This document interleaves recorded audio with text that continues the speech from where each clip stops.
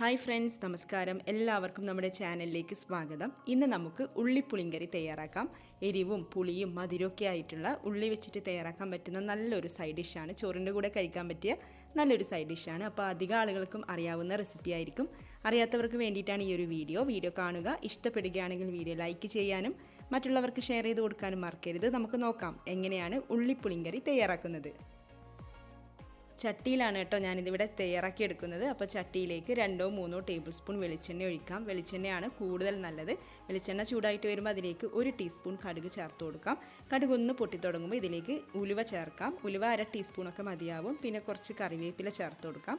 വറ്റൽമുളക് ചേർത്ത് കൊടുക്കാം. 2-3 വറ്റൽമുളക് ചേർത്ത് കൊടുക്കാം. പിന്നെ 2 പച്ചമുളക് ചെറിയ കഷ്ണങ്ങളാക്കിയതും കൂടെ ചേർത്തിട്ട് ഒന്ന് മൂപ്പിച്ചെടുക്കാം.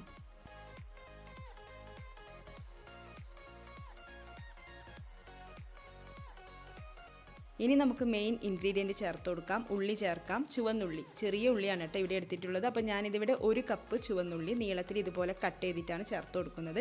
അപ്പോൾ പ്രത്യേകിച്ച് അളവൊന്നുമില്ല, നിങ്ങൾക്ക് എത്രയാണോ ആവശ്യം അതിനൊക്കെ അനുസരിച്ചിട്ട് ഉള്ളി എടുത്തോളൂ. അപ്പോൾ നമുക്കിതിനി നന്നായിട്ടൊന്ന് വഴറ്റിയെടുക്കാം. പെട്ടെന്ന് വഴന്ന് കിട്ടാൻ വേണ്ടിയിട്ട് കുറച്ച് ഉപ്പ് കൂടെ ചേർത്ത് കൊടുക്കാം.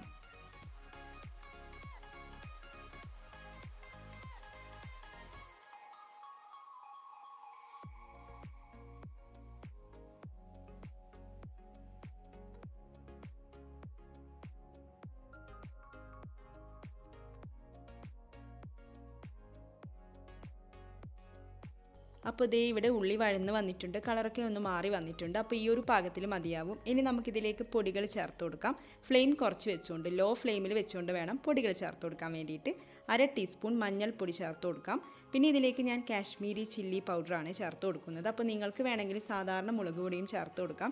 എരിവൊക്കെ നോക്കിയിട്ട് എരിവിനനുസരിച്ചിട്ട് ചേർത്തോളൂ. ഇവിടെ ഞാൻ 2 ടീസ്പൂൺ കാശ്മീരി ചില്ലി ചേർക്കുന്നുണ്ട്. പിന്നെ 1/2 ടീസ്പൂൺ മല്ലിപ്പൊടി ചേർക്കുന്നുണ്ട്. ഓപ്ഷണലാണ്, ചേർത്ത് കൊടുക്കണമെന്ന് നിർബന്ധമൊന്നുമില്ല. പിന്നെ കായം ചേർക്കുന്നുണ്ട്. 1/2 ടീസ്പൂൺ കായം പൊടി കൂടെ ചേർത്ത് കൊടുക്കാം. അപ്പോൾ ഇത്രയും കാര്യങ്ങൾ ചേർത്തിട്ട് ലോ ഫ്ലെയിമിൽ വെച്ചുകൊണ്ട് ഒന്ന് നന്നായിട്ട് വഴറ്റിയെടുക്കാം. ഈ പൊടികളുടെയൊക്കെ റോ സ്മെല്ലൊന്ന് മാറി വരട്ടെ.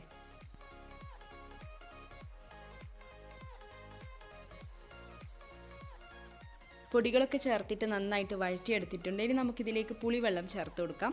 നെല്ലിക്ക വലുപ്പത്തിലുള്ള പുളിയിലേക്ക് 1/4 കപ്പ് മുതൽ 1/2 കപ്പ് വരെയൊക്കെ ചൂടുവെള്ളം ചേർത്തിട്ട് നന്നായിട്ട് പിഴിഞ്ഞെടുത്തതാണ്. അതിനുശേഷം അരിച്ചെടുത്തിട്ട് നമുക്കിതിലേക്ക് ചേർത്ത് കൊടുക്കാം. ഒന്ന് നന്നായിട്ട് മിക്സ് ചെയ്തെടുക്കാം. എന്നിട്ട് നമുക്കൊരു മീഡിയം ഫ്ലെയിമിൽ 5-6 മിനിറ്റൊക്കെ ഒന്ന് അടച്ചു വെക്കാം.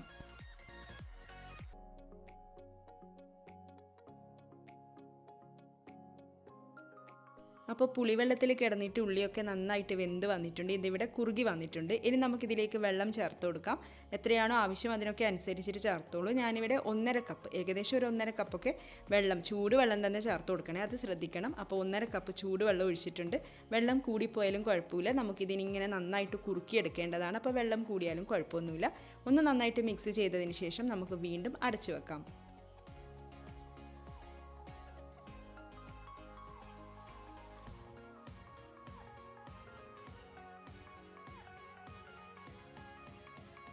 കറി ഇവിടെ വെള്ളമൊക്കെ ചേർത്തിട്ട് നന്നായിട്ട് തിളച്ചുകൊണ്ടിരിക്കുന്നുണ്ട്. അപ്പോൾ ഈ ഒരു സമയം നമുക്കിതിലേക്ക് കുറച്ച് വെള്ളം ചേർത്ത് കൊടുക്കാം.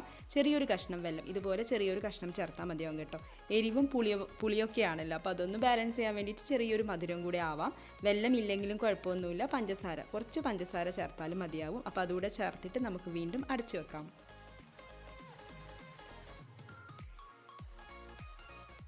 ഉള്ളി പുളിങ്കറി നന്നായിട്ട് തിളച്ചിട്ട് കുറുകി വന്നിട്ടുണ്ട്. അപ്പോൾ ഇത് കുറച്ചുകൂടി ഒന്ന് കുറുകി വരാനുണ്ട്. ഇനി ഞാനിത് അടച്ചു വെക്കാതെ തുറന്ന് വെച്ചുകൊണ്ട് തന്നെയാണ് കുറുക്കിയെടുക്കുന്നത്.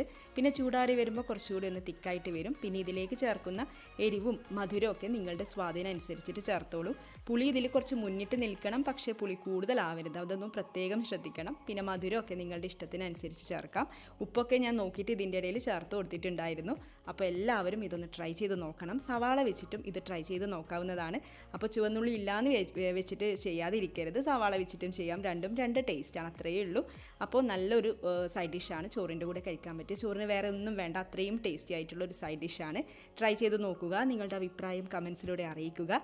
പിന്നെ ഈ ചാനൽ നിങ്ങൾ ഇതുവരെ സബ്സ്ക്രൈബ് ചെയ്തിട്ടില്ലെങ്കിൽ ഒന്ന് സബ്സ്ക്രൈബ് ചെയ്യാനും മറക്കരുത്. നമുക്ക് അടുത്ത വീഡിയോയിൽ കാണാം. താങ്ക്